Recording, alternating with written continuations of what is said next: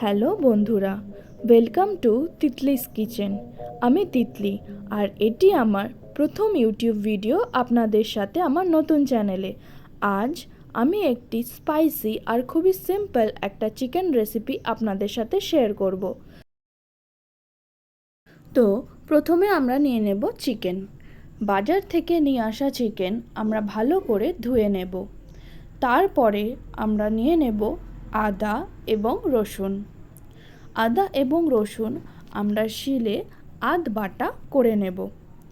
তারপরে আমরা নেব টমেটো, পেঁয়াজ, কাঁচা লঙ্কা এবং কারি পাতা, সেগুলোকে আমরা কুচিয়ে নেব।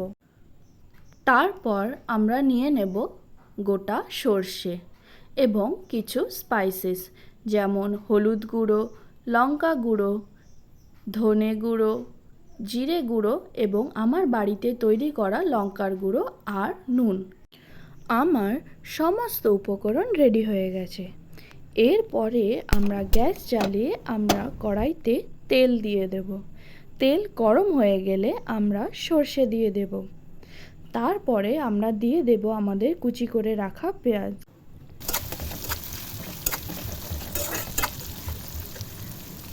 তারপরে দিয়ে দেব কেটে রাখা কাঁচা লঙ্কা। তারপরে আমরা একটু ভালো করে নেড়ে চেড়ে নেব। পেঁয়াজটা একটু গোল্ডেন ব্রাউন হয়ে গেলে আমরা আমাদের বেটে রাখা আদা এবং রসুন দিয়ে দেব। তারপরে দিয়ে দেব টমেটো কুচি। তারপর সেটাকে ভালো করে নেড়ে চেড়ে নিয়ে আমরা দিয়ে দেব মশলা, হলুদ গুঁড়ো, লঙ্কার গুঁড়ো, জিরের গুঁড়ো, ধনের গুঁড়ো, নুন এবং বাড়িতে পিষে রাখা লঙ্কার গুঁড়ো। একটু জল দিয়ে আমরা মশলাটিকে ভালো করে কষিয়ে নেব যতক্ষণ না মশলা থেকে তেল ছাড়ছে। মশলা থেকে তেল ছাড়লেই আপনি ভাববেন যে আপনার মশলাটি ভালোভাবে কষানো হয়ে গেছে। মশলাটা ভালোভাবে কষিয়ে নেওয়ার পর আমরা দিয়ে দেব আমাদের চিকেনটা দেওয়ার পর আমরা মশলার সাথে চিকেনটাকে খুব ভালোভাবে মিক্স করে নেব, যাতে মশলার ফ্লেভারটা চিকেনের মধ্যে ভালোভাবে ঢুকতে পারে। চিকেনটা ভালো করে মিক্স করে নেওয়ার পর আমরা 10 মিনিট ঢাকা দিয়ে কষিয়ে নেব। 10 মিনিট পর আমরা ঢাকা খুলে তার মধ্যে কেটে রাখা খোলা পেঁয়াজ আর কারি পাতা দিয়ে চিকেনটাকে আরও ভালো করে রান্না করে নেব।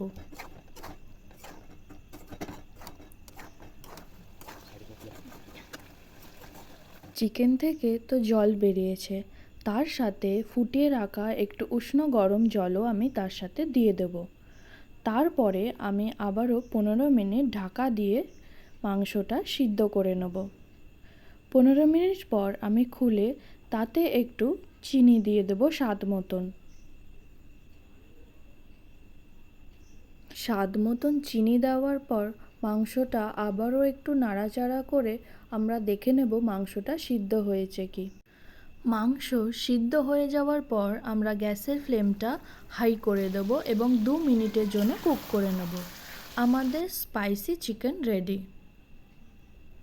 এইবার তো খাওয়ার পালা। আমার তো দারুণ লেগেইছে, আশা করি আপনাদেরও ভালোই লাগবে।